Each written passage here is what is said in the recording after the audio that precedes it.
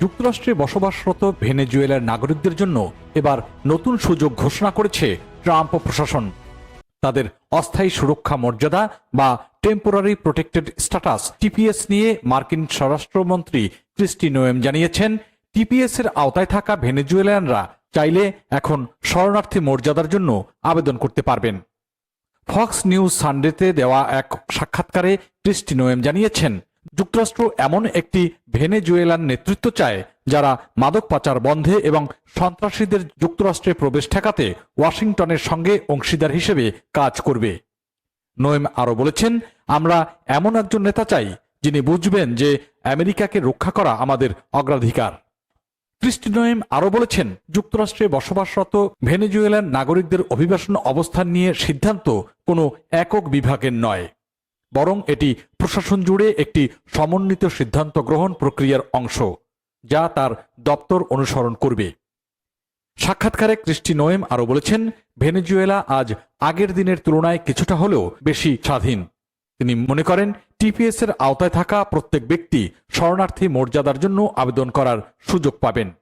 আমাদের নিশ্চিত করতে হবে যে আমাদের কর্মসূচিগুলোর বাস্তব অর্থ রয়েছে এবং আমরা সেই আইন অনুসরণ করছি। 4 মাস আগে ক্রিস্টি নোয়েম 2021 সালে বাইডেন প্রশাসনের সময় দেওয়া ভেনেজুয়েলার জন্য টিপিএস সুবিধা বাতিল করেন। এই সিদ্ধান্তে যুক্তরাষ্ট্রে বসবাসরত প্রায় 2.5 লাখ ভেনেজুয়েলান নাগরিক সরাসরি ক্ষতিগ্রস্ত হন। কর্তৃপক্ষের ভাষ্য অনুযায়ী এই সুবিধা যুক্তরাষ্ট্রের জাতীয় স্বার্থের পরিপন্থী। এর আগে আরও প্রায় 3.5 লাখ ভেনেজুয়েলান একই ধরনের আদেশের মাধ্যমে টিপিএস সুবিধা হারান। এদিকে যুক্তরাষ্ট্রের ফ্লোরিডা অঙ্গরাজ্যে বসবাস করেন দেশটির অর্ধেকেরও বেশি ভেনেজুয়েলান টিপিএসধারী। ট্রাম্প প্রশাসনের সময় তাদের অনেকেরই বৈধ অবস্থান এবং কর্মসংস্থানের অনুমতি বাতিল করা হয়েছে। ফলে অনেকেই এখন আদালতের দ্বারস্থ হয়ে যুক্তরাষ্ট্রে থাকার আইনি লড়াই চালিয়ে যাচ্ছেন। মায়ামির Democrat mayor Elaine Higgins Trump প্রশাসনের প্রতি আহ্বান জানিয়ে বলেছেন, ভেনেজুয়েলান অভিবাসীদের টিপিএস মর্যাদা পুনর্বহাল করা উচিত। তিনি এই সিদ্ধান্তকে বেপরোয়া, বিপজ্জনক এবং ভুল বলে মন্তব্য করেন। এলেইন হিগিন্স বলেছেন, ভেনেজুয়েলায় বর্তমানে যে অস্থিতিশীল পরিস্থিতি চলছে তাতে স্পষ্ট যে দেশটি এখনও মানুষের ফিরে যাওয়ার জন্য নিরাপদ নয়। কাউকে জোর করে বিশৃঙ্খলা ও অনিশ্চয়তার মধ্যে ঠেলে দেওয়া উচিত নয়।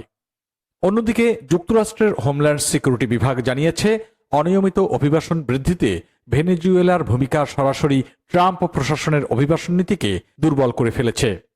এ বিষয়ে ক্রিস্টি নোয়েম আরও বলেছেন, ভেনেজুয়েলার অন্তর্বর্তীকালীন প্রেসিডেন্ট হিসেবে ঘোষিত ডেলসি রদ্রিগেজের প্রতি সাবেক প্রেসিডেন্ট ডোনাল্ড ট্রাম্পের বার্তা ছিল স্পষ্ট।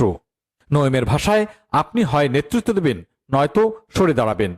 আমরা আর আমেরিকান স্বার্থ ক্ষুণ্ণ হতে দেব না। বিশ্লেষকদের মতে, ভেনেজুয়েলা পরিস্থিতি, টিপিএস বাতিল এবং শরণার্থী আবেদনের সুযোগ সব মিলিয়ে যুক্তরাষ্ট্রের অভিবাসন নীতিতে একটি গুরুত্বপূর্ণ ও সংবেদনশীল অধ্যায় তৈরি হয়েছে।